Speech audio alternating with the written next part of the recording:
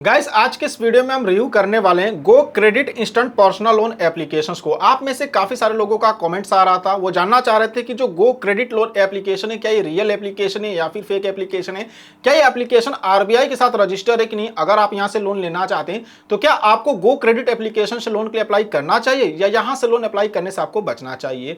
तो इस वीडियो में आपको गो क्रेडिट लोन एप्लीकेशन की पूरी सच्चाई बताने वाला हूं, तो वीडियो को एंड तक देखते रहिएगा। बाकी चैनल पर नहीं और आपने अभी तक चैनल को सब्सक्राइब नहीं किया है तो हमारे चैनल को सब्सक्राइब कर लीजिए। हमारे चैनल पे आपको हमेशा इसी तरह की वीडियो मिलती रहती है। तो चलिए वीडियो को शुरू करते हैं। सबसे पहले हम अपने मोबाइल के प्ले स्टोर पर आ चुके हैं और गो क्रेडिट का रेटिंग्स देखेंगे ना तो 4.9 स्टार की रेटिंग्स है। अब कई लोग इसकी रेटिंग्स देखकर ही लोन अप्लाई कर देते हैं, लेकिन ऐसी गलती नहीं करना है।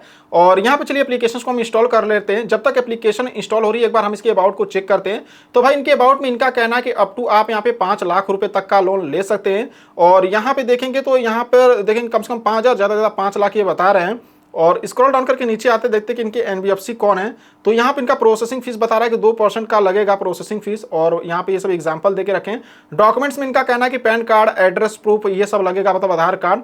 और यहाँ पे कैसे अप्लाई करना है ये सारी चीज़ें आप देख सकते हैं। बाकी यहाँ पे एक बार हम इनके एनबीएफसी का नाम देखते हैं तो यहाँ पे इनकी प्राइवेसी पॉलिसी ये सब दिया गया। बाकी रजिस्टर एनबीएफसी यहाँ पे लैंडिंग पार्टनर में देखेंगे तो भानिक्स करके ये कंपनी है, इनका नाम देखने को मिलेगा और एक ये कंपनी है। तो हम गो क्रेडिट से जब लोन अप्लाई करेंगे तो देखेंगे कि वहां पर हमें इसका नाम देखने को मिलता है कि नहीं मिलता है या फिर कोई और कंपनी से लोन दिलाते हैं। ठीक है, चलिए एप्लीकेशन इंस्टॉल हो चुकी है, इसको हम एक बार ओपन करते हैं और देखेंगे हमसे नोटिफिकेशंस की परमिशंस मांग रहे हैं। सारे परमिशंस को अलाउ करेंगे और यहाँ पे नीचे गेट स्टार्ट का ऑप्शन आएगा, क्लिक करेंगे। उसके बाद ये आपसे मोबाइल नंबर पूछेंगे तो यहाँ पर अपना मोबाइल नंबर डालिएगा और नीचे यहाँ पे प्रोसीड के ऑप्शन पे क्लिक करेंगे। उसके बाद आपके मोबाइल नंबर पर यहाँ पर ओटीपी आएगा जो कि देखते वेरिफिकेशन सक्सेसफुल, मतलब हमारा ऑटोमेटिक ओटीपी इन्होंने ले लिया और वेरीफाई भी कर लिया है।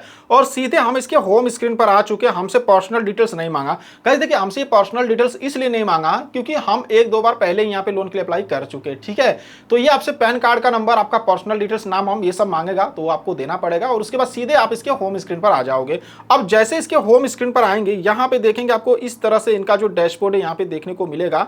और लोन अप्लाई करने के लिए नीचे यहाँ पे देखिए यहाँ पर आपको कई सारे ऑप्शंस मिलेंगे, जैसे बूस्ट का हो गया, कार्ड का हो गया। तो यहीं पे एक लोन का भी ऑप्शंस मिल रहा है। अगर हम लोन के ऑप्शंस पे क्लिक करते हैं तो यहां पर आप देखोगे लोन में यहाँ पे फ्लोट का नाम आ रहा है, फटाक पे का नाम आ रहा है, नेक्सी लोन का यहाँ पे नाम आ रहा है, यहाँ पे पैसा बॉक्स का नाम आ रहा है। उसके बाद यहाँ पे देखेंगे तो यहाँ पे unlock pre approve loan offer में यहाँ पे इंडसइंड बैंक है, जाइप हो गया, मनी व्यू।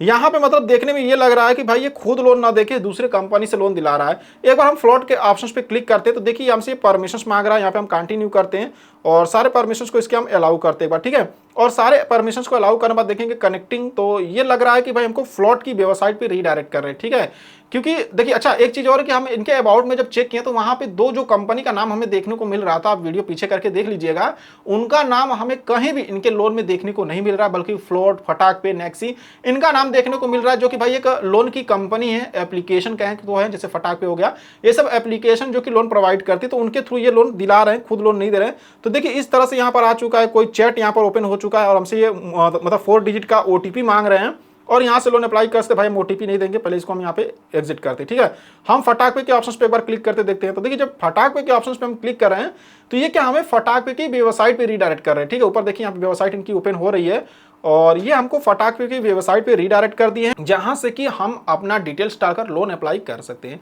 मतलब कि ये जो एप्लीकेशन है खुद लोन नहीं दे रही है, ये दूसरे कंपनी, दूसरे एनबीएफसी से लोन दिला रही है। अब देखिए यहाँ पे हमें फोन नंबर, कैप्चा और ये सारे डिटेल्स डालकर यहाँ पे लोन के लिए अप्लाई करना है।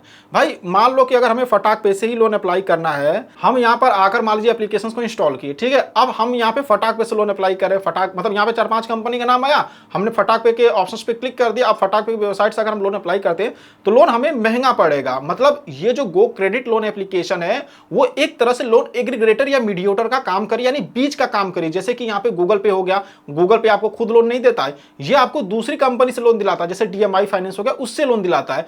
फोन पे हो गया, फोन पे आपको खुद लोन नहीं दिलाता है, दूसरी कंपनी से लोन दिलाता है। सेम वैसे ही यहाँ पर एक तरह से लोन एग्रीगेटर या मीडिएटर का एक काम कर रहे हैं, जिनमें कि इनका कमीशन बैठेगा। एक एग्जांपल बताता हूं, मान लीजिए यहाँ पे फटाक पे से मैं डायरेक्ट लोन अप्लाई करता हूं 50,000 का। ठीक है, अगर मैं डायरेक्ट 50,000 का लोन अप्लाई कर रहा हूं तो मेरे अकाउंट में मान लीजिए आएंगे 46,000 रुपए, ठीक है।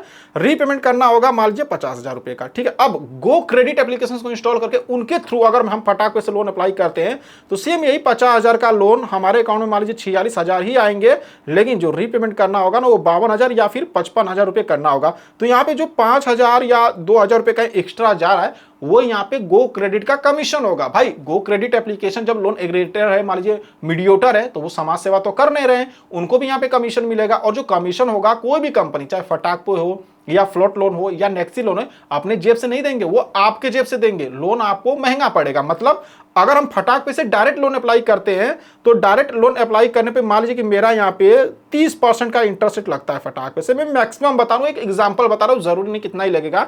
मान लीजिए मैं फटाक पे से डायरेक्ट लोन अप्लाई करता हूँ तो 30% का मेरा इंटरेस्ट रेट लग रहा है, 2% का प्रोसेसिंग फीस लग रहा है, ठीक है, मान लीजिए, ठीक है ना। अगर हम गो क्रेडिट के थ्रू आते हैं, लोन अप्लाई करते हैं, तो जो 30% का लग रहा है तो यहां पे मेरा 35% का इंटरेस्ट लगेगा। प्रोसेसिंग फीस हो सकता है कि 2% का ही लगे, ठीक है, मतलब, लेकिन इंटरेस्ट रेट आपका बढ़ जाएगा तो लोन इस तरह आपको महंगा पड़ेगा, जिसमें कि गो क्रेडिट का भी कमीशन जाएगा। तो क्या आपको गो क्रेडिट से लोन के लिए अप्लाई करना चाहिए?